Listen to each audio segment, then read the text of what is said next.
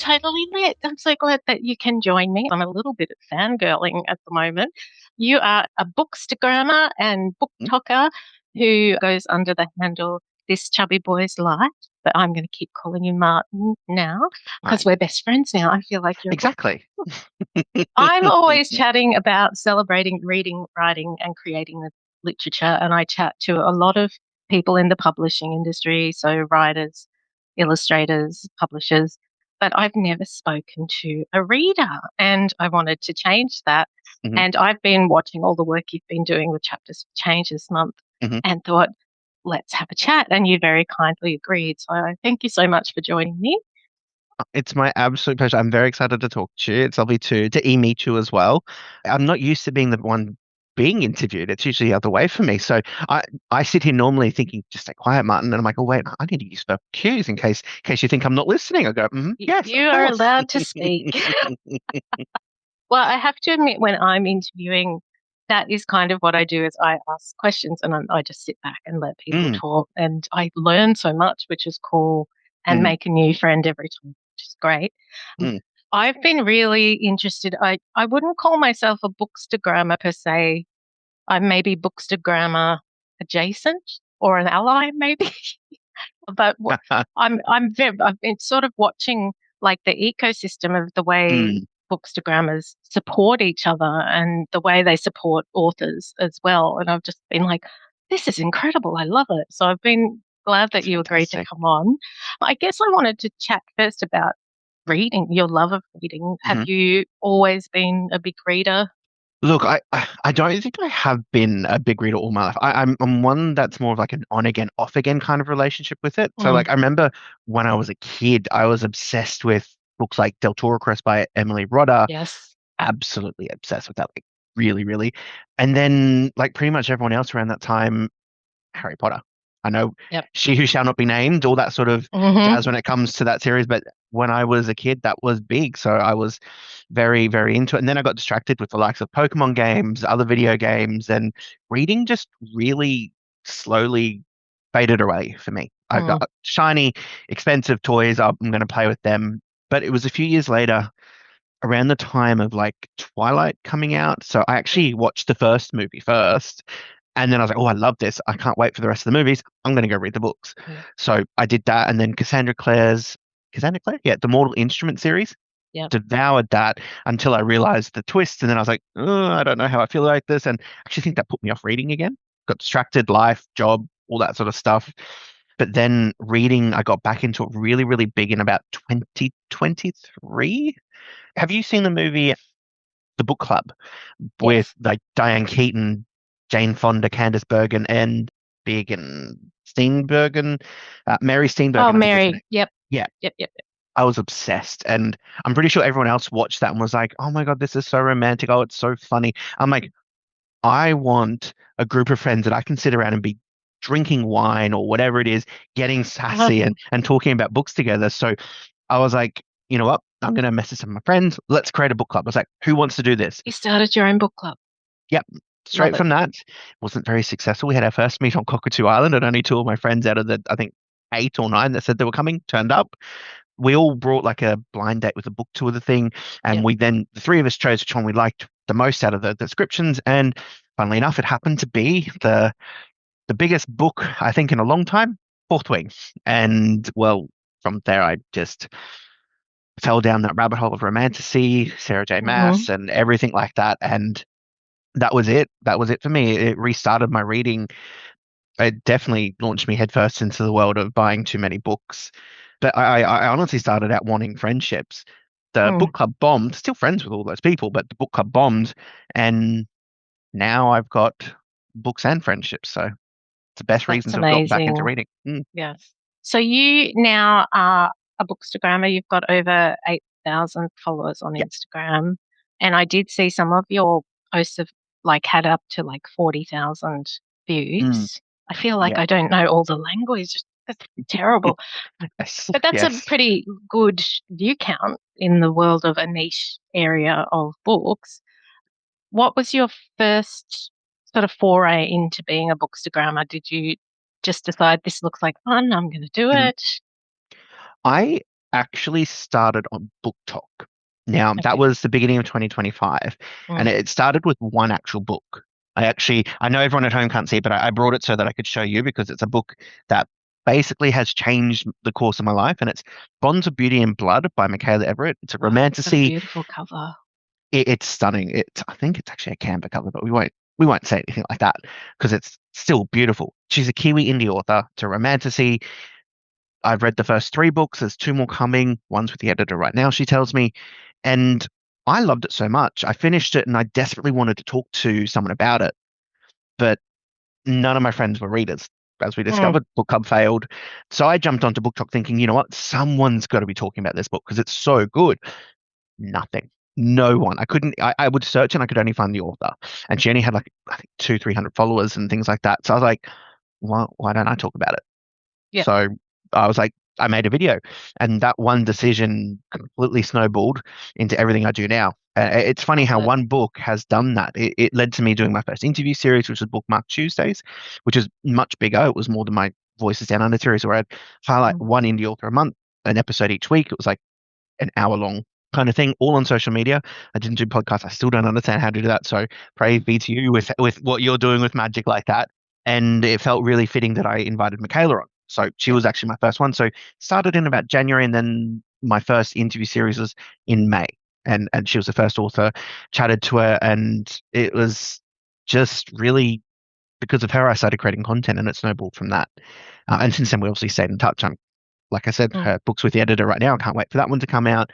But from there, it just turned into interviewing more authors and attending launches and festivals and creating content and just having a lot of fun. But it wasn't until late 2025, I actually went on holidays to Korea with my partner and I started cross posting from TikTok onto Bookstagram from on Okay. my personal account. So I didn't change anything. So I have old videos from old stuff. I had like 300 followers in about October last year, and now it's blown to what it is now. So Bookstagram's actually become Really, my new in that home away from time, book. Yeah, so yeah, quickly. That's amazing. And so much fun. what I love about Bookstagram is the community. Like, Mm, seeing everybody support each other and posting on each other's posts. And mm, mm, I've seen like those groups that people have where they're like, okay, I'm posting this, and everybody jumps on and supports each other. And I'm mm. like, I love that so much because it can be rough when you're It can. posting things, and sometimes you'll try something and it just falls flat. So And true. you're a bit embarrassed. It's like, oh my goodness, has It's funny anyone you say seen that. that? But because they haven't seen it, Mm, nobody actually knows. correct. It's funny you say that. I actually messaged I'm really close with two Bookstagrammers that we have a group chat outside of social media on like Facebook Messenger, and I sent them a message this afternoon, and I literally said, join the chat, and there's only the three of us. There's like 60 messages I've missed this afternoon, and I was like, I'm trying to improve my editing, but I feel too cringe about this, and I screen recorded me editing a video that's coming out, which is taking me like 3 hours, and I'm just like, oh my God, it's so embarrassing. Like, why? It's so good, just post it. Who cares if no one sees it? You can keep improving. So I know exactly what you mean when you say that. It's Love that terrifying. support. Mm, Yeah, I try things every now and then, and just nobody responds, and I'm like, it must be because everybody hates me. But I've been learning very quickly. It's actually the algorithm didn't push it to anyone; no one saw it. So learning that there's nothing personal sometimes when you post something and it doesn't work. You've just got to mm, try again with something different. mm. And it gets in your head though. It's like, no. It does. It does. It really does. I understand. But And then you're you're right. just going, am I too short? Is my face too crooked? What is it? Although I'm very unwilling to go do video stuff. And I think Yeah. that is like all the algorithms are really looking for quick, short reels Mm. to send out to people. And I'm still doing static pictures. It does depend though, because there is an audience for static pictures. You mentioned earlier that some of my reels had 40,000 views and things like that. Mm. My most successful posts aren't my reels, Oh, surprisingly. really? Okay. I have carousels that have got, I think one of them's got 400,000, another one's got 200,000, another one's got 300,000. Amazing. But my monthly Bookish event posts coming up, they consistently get 10 to 15,000 views, sometimes up to 50. Whereas my reels consistently get between 1,000 to 2,000 views. So it just really depends on what the content is and and what Mm. happens with it. But the community is really important for it because if you're not part of the community, you're just taking from it. So you have to Yes. be giving and engaging with everyone and talking to everyone and going to things. And it's probably one of the most unexpectedly wonderful things about Bookstagram is I guess a lot of people see sometimes Bookstagram from the outside and BookTok as people just posting pretty pictures of books or making recommendation videos or being silly online. But it really is so much more than that. It is that Mm. community. It's like I said earlier, I started because I wanted to talk about books. But what I found has been so many genuine friendships, like that chat group I mentioned. And now some of my closest friends today are people that I've met through the community. My closest friend, she's actually an author. This one just here, HZ Core Hannah, she Oh. is phenomenal. She is unhinged. She is psychotic. She's crazy, but I love her. And we have been messaging for over like 450 days on TikTok. We have a streak. We've sent like 18,000 messages to each other in that time. And we just talk nonstop. She lives in Sydney. We've hung out a few times, but she's one of the best friends that I've made from this. But it's not just her. There's other people that I've traveled with them. I've gone to launches. I go to festivals with them. We celebrate each other's wins. We support each other when things are bad as well, which is really important. But we also obviously enable each other's terrible book buying habits. That's definitely one of the biggest things we are very good at doing to each other. But and I think that's what's different between this hobby and a lot of other hobbies. You can actually get to know not just the creators, but other readers and authors and Mm. actually become real friends with them. And I think that's quite rare. Most hobbies, you don't get that opportunity to be so interactive with each other as well. So it's less of a, I guess, an industry and more like a big group of people all cheering each other on. What I found really wonderful, I recently went to an event here in Brisbane that was the QBD Festival of Ah, Reading, yes. Mm, and I got invite hmm with a media pass, and mm, that was exciting. And but I had messaged some bookstagrammers here in Brisbane. I said, "Oh, I'm coming along. I'd like to say hello." And like they had never met me before, but they were so welcoming and yeah. inclusive. Just come and sit with us. And I really felt very welcome. And I was like, Mm, oh, this is amazing. So I need to keep connecting with them. I find it a bit hard to keep up with the chat and all the yeah. posts and things, I'm but the same. I hate group chats for that reason. I it's a can't keep up. lot. It is, it is. But you're right. That's one of the good things about the community. And there's an event company here in Sydney called Bound and Co. One of her philosophies is come alone when Mm. we want people to come solo. We want you to make new friends. We want you to feel welcome. So don't be afraid if you don't have any bookish friends. Just come, have fun. And it is fantastic. I've made so many new friends through that. I do come with people that I know a lot of the time because I know a lot of people in the community, but it's fantastic. And Annabelle from Bound and Co. She does so many phenomenal events, creative ones too. We're going, don't know, Driven by Emma J. Warrender came out Yep. recently. That book. We're going go karting for a book launch with her this weekend Oh, that as part sounds of Bound and fun. Co. So Amazing. so many fun events. Some are cheap, some are free, some are a little bit more expensive because there's a lot more involved. But there's so many options at all different price ranges, including free, which makes it even more inclusive. Now, you've been interacting with lots of authors that are indie authors and trad authors as well, and also interacting with publishers. How have you found those relationships? If you told me a few years ago that I'd be chatting with authors whose books were sitting on my bookshelves or getting emails from publishers or messages, I probably would have laughed at you. I was like, yeah, right, I'm never going to get there. It felt so out of reach. But what I've discovered from that is basically authors, readers who happen to write a book. That's all it is. They're They're just as people. excitable. Yeah. Yeah. That's the thing especially when I was an aspiring author, and really I'm still Mm, probably considered emerging because I hmm have a picture book, but which I mention every episode. Good. I, But I will talk to you about that in a minute. I did feel like when I was wanting to write, I was like, authors are like these magical people. I could never Mm, be one of those. And that thought stopped me from ever writing. So for it took me till I was 40 to mm, start actually sharing my work. And yeah. I've realized authors are people who have just done Mm, the work, mm, really, and been willing to put themselves out there. And yeah. it took me a little bit I don't even know how I'm podcasting because if you meet me. I'm a very sort of quiet person. I've sort of got a gentle nature, and I'm like, I don't know how I'm even doing this. You're And the so same. I'm the I same. did This is all see a facade. No, it's masking. I'm good at that. I did see one of your posts and realized we had a lot in common where you were Mhm. saying you're an overthinker and an over you stress. And Yeah. that is me as well. I think overthink Mm, everything and it stops me from doing good stuff sometimes. So I'm trying it to does. overcome it. I get that. Before a couple of months ago, I did the red carpet of the Australian Book Industry Awards, I and I saw got to that. That interview looked authors. incredible.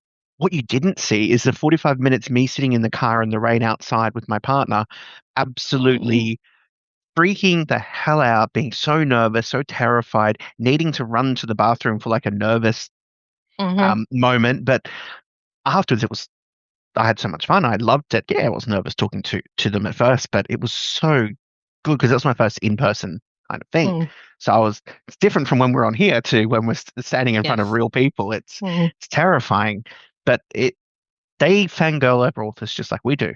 They have imposter syndrome just like I did. They get nervous before their launches just like I got nervous before talking to them. And they're just really incredibly passionate people who love stories just like I am. mm, So it's become a lot easier. And the publishers have been the same too. I know yeah. this is not just authors, but the publishers, I think people imagine this like big corporate machine, which it is, but these machines have people inside of them, and these are just Yes. normal people. And the reality is, a lot of the publicists that I've worked with or chatted to genuinely just love books. They know their authors inside and out. They're incredibly passionate as well about getting the right books into the right people's hands, and they're some of the hardest working people in publishing. Authors focus on their one book that they've got or their series that they've got. Publicists often have to jungle 70 books or however many books they're dealing Mm, with at the moment. Yeah, they might have one big thing coming out right now, but that's part of their job. They've still got to do all the other bits of it. So I think I appreciate what they do and I appreciate the trust that they've placed in me as well, because whether it's them inviting me to an invite only event or book launch or sending me books before they release, like an ARC, and asking me to interview their authors and all these sort of things, I don't take it for granted. I know how incredibly lucky I am. I might complain sometimes, yes, I got too many ARCs this month, but that's a very first world problem. Like it it's not is. the end of the world. But I think that relationship has also been built because they realize that I just want to champion Aussie and Kiwi. Like I include us in one big family, authors, and not just chase the next big trend. I do chase the Mm. next big trend, but I'm heavily focused on using those trends to funnel people into the industry and making it as thriving as I possibly can as one person. It is challenging sometimes to decide what is the best use of your time. Like, if you're wanting to grow your channel, Mm, you want some bigger names and the bigger publishers on, but yes. leaving room for those emerging and Mm, indie authors, it's, yeah, I find I never want to say no to people. And I yeah. have pictures in my inbox which I haven't responded to because I just don't want to say no. But I'm like, I think I'm going to And have to because there's just yeah. not enough of me to do that Mm, many interviews.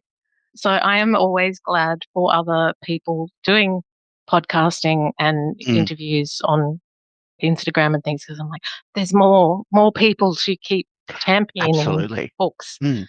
Because yeah, I can't keep up sometimes. And I think that's why for me, social media is a good way of doing my interviews because I can only spend the maximum on Instagram that they want before they stop pushing it out is 3 minutes. So that limits me to amount of time, which means my recording less than 15 minutes. Like the average recording I have now is like 6 minutes. I know you're probably crying in podcast world thinking, You did Martin, shut make up. me You're rethink making mine my whole longer. model today. I was looking at your 3 questions, 1 minute Each. Yeah. interviews. I'm like, I'm doing this completely wrong. I'm banging on for an hour. But see, I think that's the good thing, though, having that variety of short little bits where I just gradually introduce it to them, and then they can deep dive in bigger podcasts and learn more about them. And I think that's really important because I've got quantity. I can get through a lot more. Like in the two Mm, seasons I've done now, I'm at about 50 to 60 episodes of author interviews. And in the season I'm currently filming, I've got 40 in that one season. And that's usually evenly split between indie and traditional. Mm, So Sundays, indie authors, Mondays are traditionally published authors.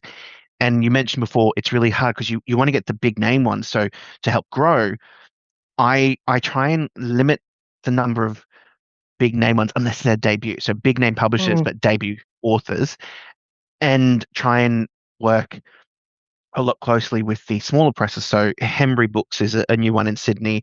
I've been working a lot with Hawkeye as well, mhm, and New Dawn in Western Australia. So a lot of my interviews from the season just gone have been like Madeline Tefu, Megan White, Camille Booker, Anne Freeman. She's coming in the next season, but there's a lot of those, and they've been the bulk of my interviews because I'm like, they don't have the budgets, they don't have the same mhm. level of support as a bigger publisher will, but even their authors don't necessarily have the same sort of weight that Sarah J. Maas might have, and Yes. that's really been important for me as well to get a lot of mixture on there. I do get, I think I've had some authors that have been genuinely like blown away that I've actually gotten speaking to, like Juliet Marilia. When they said yes, she'd love to come on, I was like, send Hooray. me to heaven now. What, Mhm. how the hell am I talking to this person? This is insane. And even the other authors, like some of them I fangirled over because I love their books. Yeah. And that's just made it so much more fun. Oh, Yeah, do have moments like that where I'm like, I cannot believe I'm speaking to this person right now. This is incredible. mm, mm, ah, So I want to chat about Chapters for Change because you've been doing some amazing things this month supporting Chapters for Change, and mm, you've got a team, haven't you, of I do. Yeah. bookstagrammers that are all contributing and sharing, which I think is great to get the word out because I'm so passionate about literacy. I'm like, Mm, I'm not even raising very much money with my Chapters for Change, but I am keen to support the others that are making a mm. difference at the moment. And so when I last looked, you had like 149 books read between you, and it's up to nearly $8,000 in It's fundraising. we're Has that now changed? it has. We're currently sitting at about 203 books, I think. Oh my goodness. And we're sitting at, I think, 8,250-ish. Last Wow. time I checked. So, and that's against a target of 50 books and 1,500. So my team is phenomenal. We have done, Yes. I am so proud of them. To say that we've exceeded every expectation is an understatement. I never thought we'd get this far. Like I said, I'm proud of those numbers, but I'm even more proud of the people because we've got Mm. everything from just people that are normal readers. We've got fellow content creators. We've got traditionally published authors. We've got indie authors. There's a huge bunch of people. There's like 30 something in my team, I think. A lot. Oh. And some of these people, there's a lot of teachers in that mix as well. And the best part is we all understand that we're not being asked to do something extraordinary.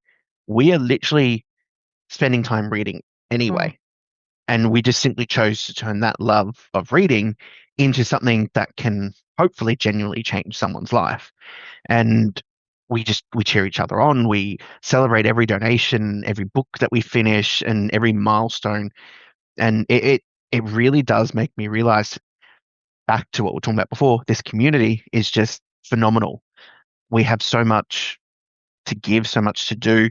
We don't have to do much to do it. Mm.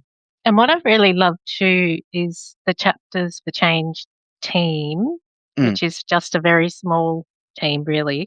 Every yeah, post, they're reposting them and like they do. cheering us all on. Oh, that's amazing. Yeah, Sally's Even amazing. with, I think I'm up to 7 books That's amazing and as I've got a well. week left. I've been cheating by reading picture books.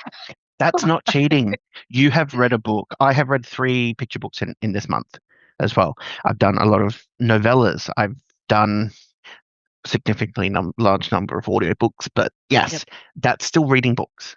Mm. And and And people that then say I can audiobooks tag isn't the reading, authors and share their work with yes, people as well, which I've been correct. enjoying as well.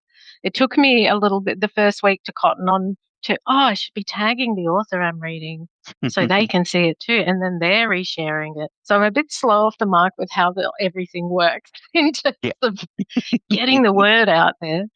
But yeah, I'm like, okay, this is great. And because the goal is just supporting all those kids, with the fundraising Mm, will help so many children learn to read. it will. Yeah. And I guess really my final question, which I think you've really answered, but is being a Mm. bookstagrammer as fun as it looks? You'll probably get a different answer depending on what day you ask that question. It can be phenomenal. Some days I absolutely love it. Other days I am so overwhelmed and burnt out and seriously question whether I should keep going. Yes. But that's it with anything though. You'll Yeah. have those days, and people only really see the finished product, the 60-second reel, the interview, the photo that I've uploaded to the carousel, but they don't see everything that goes into it behind the scenes. Like, Mm, and you'd know this from the podcast. There's the planning, there's the organizing mm, guests, there's filming, editing, replying to emails, admin, social media posts. That's before I even sat down to read any books as well. yes. Mm. So it's a There lot, is and a it lot of can, work in yeah, creating, and I have a daytime job as well. So often yeah, I'll have done 8 hours of work. hmm I will turn my work computer off. I'll go cook dinner, and then I'll be hmm like, just going back into the office. And I sit straight down and open up yeah. to interview someone. And It's the second sometimes I'm full-time like, job. can people hear the stress? Can they hear my anxiety? Because I've been running around like a crazy woman that just slide into the seat and go, "Welcome to Mm. Totally Lit."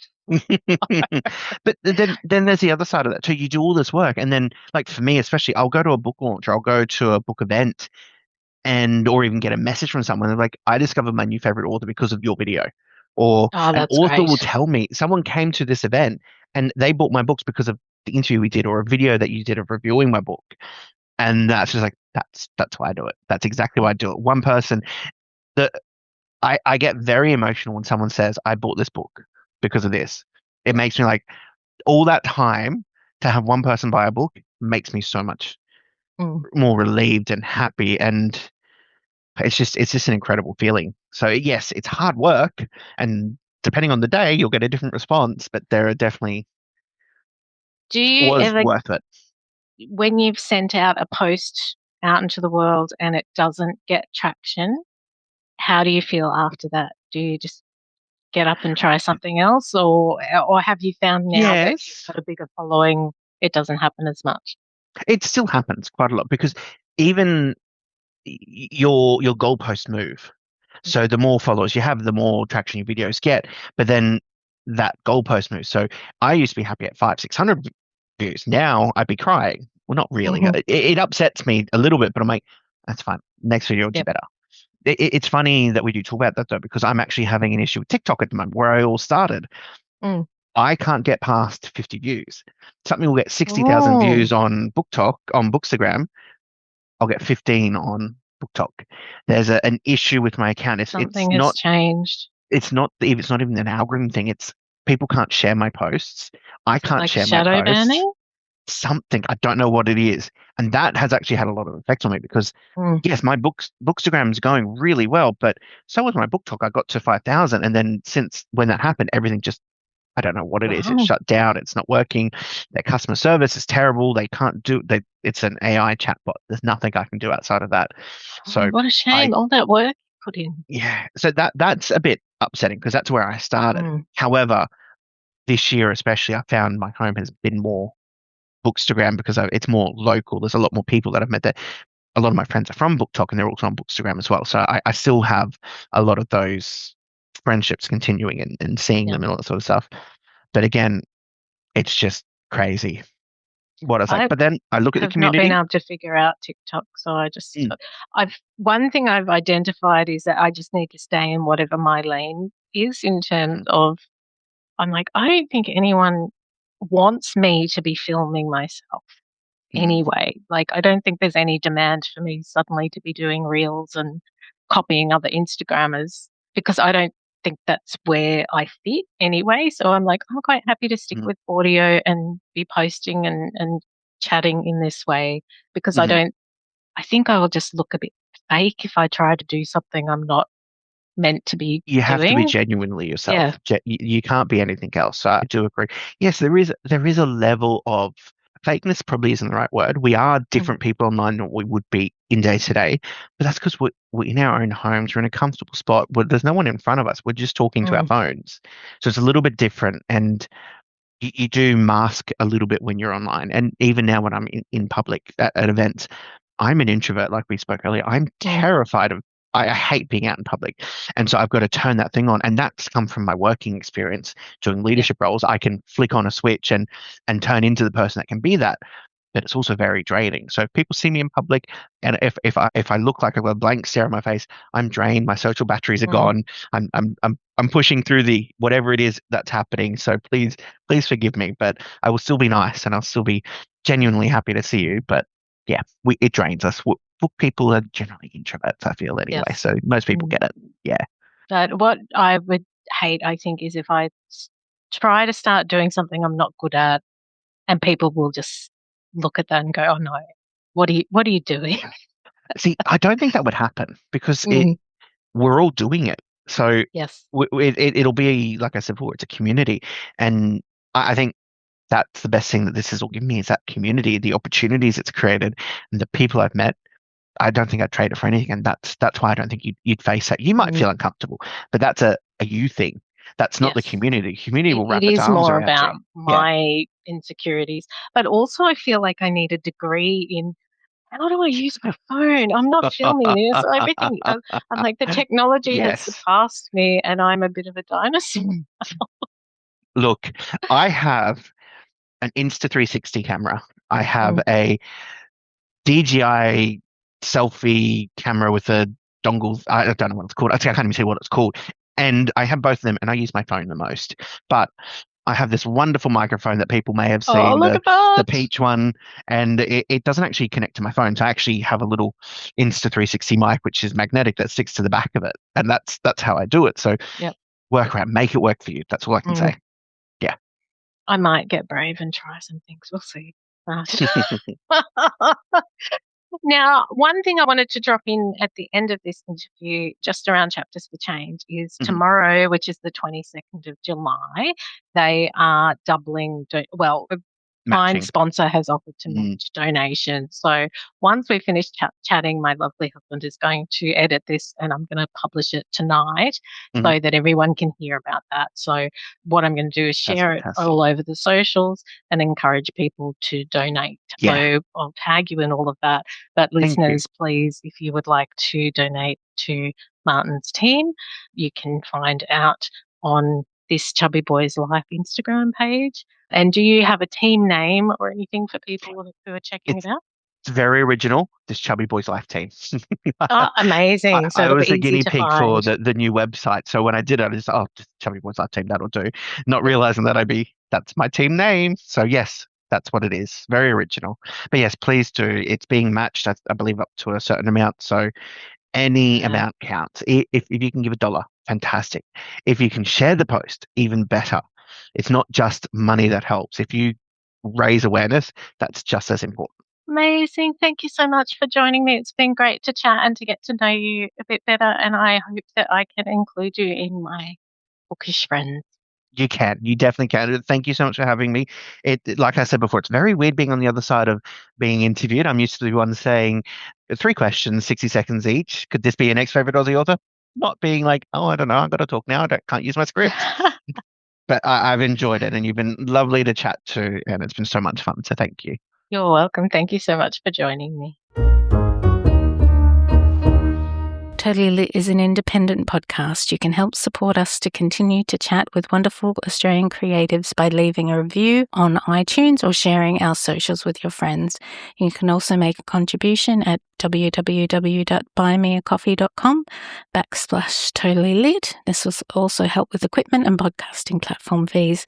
I love to interact with our listeners, so feel free to say hello either by email or social media at totallylitpodcast@gmail.com, or you can find me on Facebook, Insta, LinkedIn and Twitter, and now Blue Sky. I've also created a group on Facebook called the Totally Lit Writing Community. It's a space to continue the conversation and share your writing successes, events, launches, and latest projects. Jump into the group and say hello. Thank you for listening to Totally Lit, and don't forget to go out into the world to read, write, create, ignite.